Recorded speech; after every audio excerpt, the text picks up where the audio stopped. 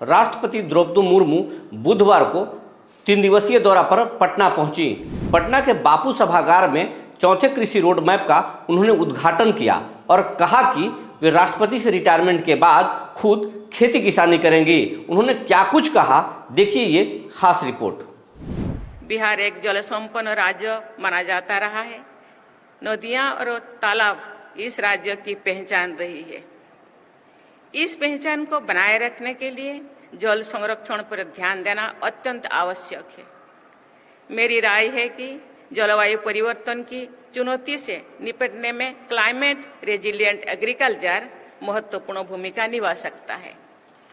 वर्तमान कृषि पैटर्न में बदलाव लाकर बायोडाइवर्सिटी को बढ़ावा दिया जा सकता है। जल स्रोतों का दोहन कम किया जा सकता है।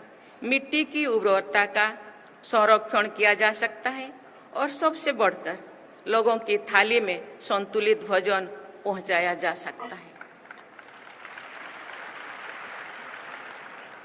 मुझे ये जानकर प्रसन्नता हो रही है कि बिहार की एक प्रमुख फसल मक्के से इथेनॉल का उत्पादन किया जा रहा है। फॉसिल फ्यूल पर निर्भरता को कम करने, पर्यावरण संरक्षण और देश की ऊर्जा सुरक्षा की दिशा में ये एक महत्वपूर्ण कदम है।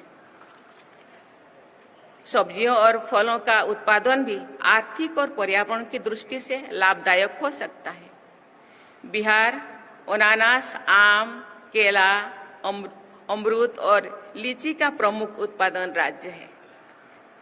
यहाँ पर गोभी, बैंगन, आलू, प्याज जैसी सब्जियां भी प्रचुर मात्रा में उगाई जाती है।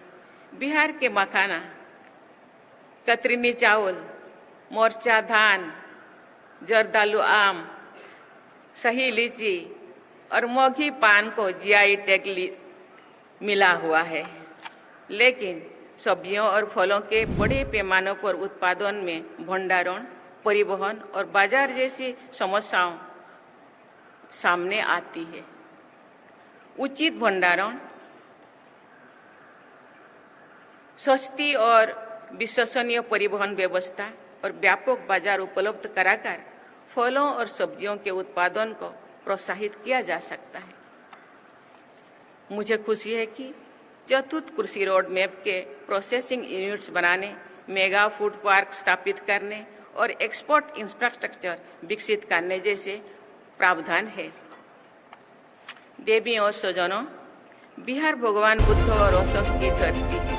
उन्होंने संपूर्ण मानवता को शांति और सद्भाव का पाठ पढ़ाया है।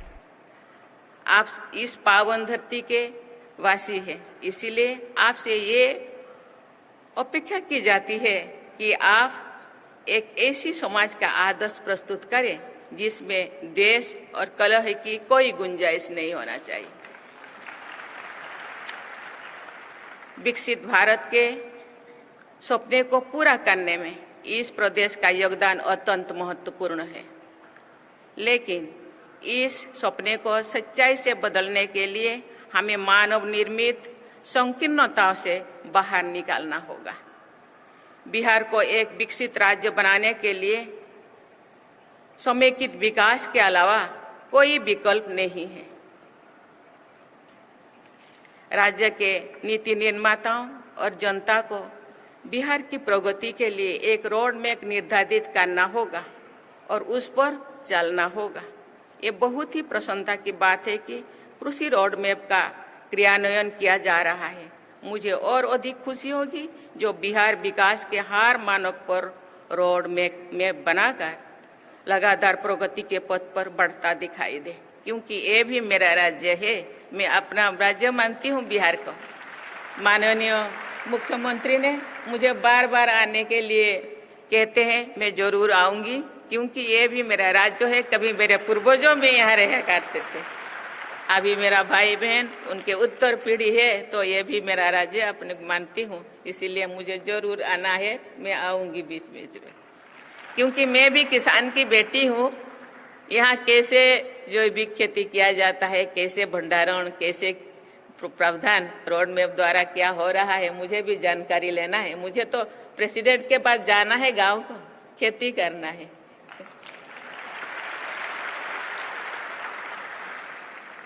ये बहुत ही प्रसन्नता की बात है कि कृषि रोड मैप का क्रियान्वयन किया जा रहा है। मुझे और अधिक खुशी है कि जो बिहार विकास के हर मानक पर रोड मैप बनाकर लगातार प्रगति के पथ पर बढ़ता दिखाई दे, चाहे वो स्वास्थ्य हो, शिक्षा हो, प्रति व्यक्ति आय हो या सबसे बढ़कर हैप्पीनेस इंडेक्स हो।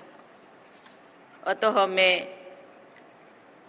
आप सबको नवरात्रि, दुर्गा पूजा और दशहरा की बधाई देती हूँ, क्योंकि अभी नवरात्रि चल रहे हैं। सब माँ दुर्गा की नवी पूजा को पूजन करते हैं। ये हम लोगों का बहुत सारे त्योहारों में से एक सबसे बड़ा त्यौहार है। सबको बहुत बहुत बधाई। माँ दुर्गा की कृपा सदैव बिहार और बिहार वासियों पर बनी रहे। धन्यवाद। जय हिंद, जय भारत, जय बिहार।